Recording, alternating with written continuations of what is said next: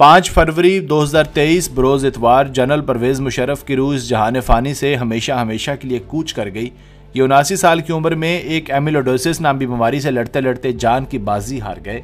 ये पिछले कई साल से दुबई के एक अमेरिकन अस्पताल में ज़ेर इलाज थे। एक वक्त था जब जनरल दुनिया के 10 ताकतवर तरीन लोगों में से एक था। मरते वक्त उनसे ज़्यादा मजबूर और लाचार इंसान कोई नहीं था। मरने से चंद माह पहले मारूफ सहाफ़ी जावेद चौधरी उनसे मिलने अस्पताल गए थे। इन्होंने वहां जो कुछ देखा उसे कॉलम में लिखा और उसका जिक्र किया। जावेद चौधरी लिखते हैं कि जनरल बोल नहीं सकता। नर्स ने मुस्कुराकर जवाब दिया और मुलाकाती हैरत से बेड की तरफ देखने लगा। सामने बेड पर हड्डियों का ढांचा रखा हुआ था। आंखें अंदर को धंसी हुई थी। रंग जर्द पीला हो चुका था। पूरे जिस्म की जिल्द लटक रही थी। बाल उलझे हुए और गंदे थे और स्याह होंठों पर पपड़ियां जमी हुई थी। वो ढांचा किसी भी तरह जनरल परवेज़ मुशर्रफ दिखाई नहीं देता था। आंखों की चमक मांद पड़ चुकी थी। लहजे की खनक और चेहरे का एतमाद दम तोड़ चुका था और कसरती जिस्म को बिछड़े हुए सदियां गुजर चुकी थी। अब वो आईसीयू के एक वीआईपी मरीज के सिवा कुछ नहीं थे। मुलाकाती के तखय्युल को झटका लगा। उसने आंखें साफ की और टकटकी बांध कर देखती आंखों को सलाम करके बाहर आ गया। लेकिन दरवाजा बंद होने से पहले उसने नर्स की दूसरी सरगोशी भी सुन ली। बेचारा जनरल उठ बैठ और खा भी नहीं सकता था। मैं जनरल मुशर्रफ के अरूजो जवाल का यानी शाहिद हूँ। वालिद सैयद मुशर्रफुद्दीन वजारत खारजा में काम करते थे और वालिदा बेगम जरीन मुशर्रफ स्कूल टीचर थी। परवेज़ मुशर्रफ अपने भाइयों के मुकाबले में ज़्यादा नालायक थे, लेकिन किस्मत की देवी सिर्फ उन्हीं पर आशिक थी। ये कमज़ोर जिस्म और छोटे कद के बावजूद भी फ़ौज में भर्ती हो गए और नशेबो फराज से गुजर कर लेफ्टिनेंट जनरल मुशर्रफ बन गए। उनके प्रमोशन में मौलाना फजल रहमान और बेनज़ीर भुट्टो ने अहम किरदार अदा किया। जनरल मुशर्रफ ने 1993 में वाशिंगटन में बेनज़ीर भुट्टो की इसराइली एजेंसी के मुसाद ऑफिसर और इसराइली वज़ीर आज़म के एलची से मुलाकात करवाई थी। शौकत अजीज़ से उनकी पहली मुलाकात 1993 में वाशिंगटन में पाकिस्तानी सफारत खाने में हुई थी और उस वक्त सिटी बैंक में वो काम करते थे। दोनों ने एक दूसरे का मुस्तकबिल भांप लिया। दोनों दोस्त बन गए। ये 1995 में कोर कमांडर बंगला तैनात हो गए और उनका ख्याल था कि मैं यहाँ से रिटायर हो जाऊँगा। 1998 में उन्होंने अपना सामान भी पैक कर लिया और ये रिटायरमेंट के बाद अपना ठिकाना भी तलाश करे थे। लेकिन फिर किस्मत की देवी उन पर मजीद मेहरबान हुई और मियां नवाज शरीफ ने सीनियर जनरलों को मुस्तरद करके जनरल परवेज़ मुशर्रफ को 7वां आर्मी चीफ बना दिया। चौधरी निसार अली ने इस तकर्री में अहम किरदार अदा किया था। उनका ख्याल था कि जनरल मुशर्रफ की जड़ें नहीं हैं, ये नून लीग की हुकूमत को डिस्टर्ब नहीं करेंगे और इंडिया और पाकिस्तान के ताल्लुकात के रास्ते में रुकावट भी खड़ी नहीं करेंगे। लेकिन आप किस्मत का हेर फेर देखिए। जनरल मुशर्रफ ने कारगिल पर कब्जा भी किया। इंडिया और पाकिस्तान के ताल्लुकात को रिवर्स गेयर भी लगाया। नून लीग की 2/3 अक्सरियत भी लपेट दी। बावर्दी सदर भी बन गए और अपने दोनों मौसनों बेनज़ीर भुट्टो और मियां नवाज शरीफ को जला वतन भी कर दिया। जनरल मुशर्रफ को बाद 9/11 का कैच मिला और ये पूरी मगरबी दुनिया की डार्लिंग बन गए। सदर जॉर्ज डब्ल्यू बुश उन्हें अपने कंधों पर उठाने लगे। ये दुनिया के तमाम बड़े टीवी चैनल्स पर भी आए और दुनिया जहां के सदूर और वज़राए आज़म ने खड़े होकर उनके लिए ताली भी बजाई। ये दर्जन मरतबा खाना काबा और हुजरा रसूल में दाखिल हुए। इन्हें काबा की छत पर ऐन उस जगह खड़े होने की सादत भी नसीब हुई जहां से हज़रत बिलाल हबशी ने फतह मक्का के बाद अजान दी थी। जनरल मुशर्रफ ने सैकड़ों तालिबान और अलकायदा के लीडर्स पकड़कर अमेरिका के हवाले भी किए और करोड़ों डॉलर मुआवजा भी वसूल किया। ये मुल्क के अंदर भी बादशाह गर थे।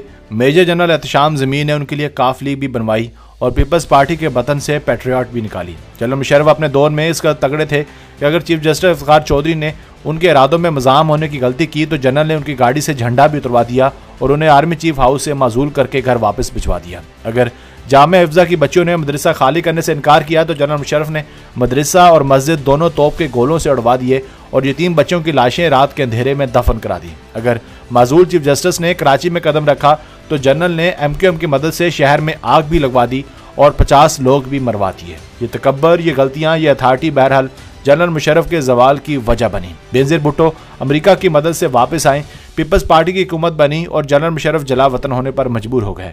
ये 24 मार्च 2013 को वतन वापस आए, लेकिन तवील ख्वारी और आर्टिकल 6 का तोक लेकर 17 मार्च 2016 को दुबई वापस चले गए। जनरल राहील शरीफ ने उन्हें बाहर भिजवाने में अहम किरदार अदा किया था। जनरल मुशर्रफ सियासत से हटकर एक शानदार इंसान थे।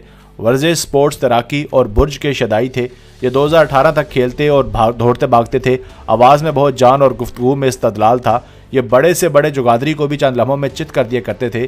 जिस्म में जज्बा और गरमाइश थी। हाथ की गिरफ्त तगड़ी और यादाश्त लाजवाब थी। शुगले में के आदी थे। रोज़ दोस्तों की महफिल लगाते थे और उन्हें ज़िंदगी के लातादाद वाक़या सुनाकर हैरान कर दिया करते थे। अंग्रेज़ी उर्दू लाजवाब बोलते थे, तुर्की ज़ुबान भी आती थी। ये रिटायरमेंट के बावजूद भी दुनिया में ठीक ठाक मशहूर थे। इनकी ज़िंदगी भी अच्छी खासी चल रही थी। यूएई के शाही खानदान ने लंदन में भी अपार्टमेंट ले दिया था और दुबई में भी, लेकिन फिर 2018 के आखिर में अचानक इनका वज़न गिरना शुरू हो गया। जिस्म के मुख्तलिफ हिस्सों में दर्दें भी होने लगी और मैदे और पेशाब का निज़ाम भी बिगड़ गया। दर्जनों डॉक्टर्स ने मुआयना किया लेकिन उनके मर्ज़ की तशखीस ना हो सकी। 2019 के आखिरी माह आ गए लेकिन बीमारी का सुराग ना मिल सका। यहाँ तक कि अमेरिका के एक डॉक्टर ने रिपोर्टों की बुनियाद पर ऐलान किया कि जनरल परवेज़ मुशर्रफ को एमिलोइडोसिस नाम की बीमारी है। ये बीमारी इंतहाई कम होती है। दुनिया में इस वक्त इसके सिर्फ 25 मरीज़ हैं और इलाज अभी तक दरियाफ्त नहीं हुआ। 3-4 अद्वियात का ट्रायल चल रहा है लेकिन ये भी हतमी नहीं है। डॉक्टर्स ने इन्हें ट्रायल अद्वियात देने के लिए अमेरिका आने की दावत दे दी, लेकिन आप जनरल परवेज़ मुशर्रफ का जवाल और अमेरिका का तोता चश्मी देखिए। उस अमेरिका ने उन्हें वीज़ा देने से इनकार कर दिया जिसकी पूरी काबीना एयरपोर्ट पर इनका इस्तकबाल किया करती थी, ये जिसके पार्लियामेंट से खिताब किया करते थे और जिसके लिए अखबारों से भिड़ गए थे। बहरहाल किस्सा मुख्तसर, जनरल परवेज़ मुशर्रफ का इलाज लंदन और दुबई में शुरू हो गया। ये एक इंतहाई तकलीफदेह अमल था। इनके बोन मैरो में इंजेक्शन लगाया जाता था और ये दर्द से तड़पते और मिन्नतें करते थे और देखने वालों की आंखों में आंसू आ जाया करते थे। ये सिलसिला भी साल भर चलता रहा मगर ये दवा भी काम ना आई और आहिस्ता आहिस्ता अस्पताल के बेड तक ये महदूद होकर रह गए। खाना पीना मुअत्तल हो गया, चलना फिरना मफकूद हो गया और आखिर में बोल चाल भी बंद हो गई। इन्हें अब नलियों के ज़रिए खुराक और ऑक्सीजन दी जा रही थी।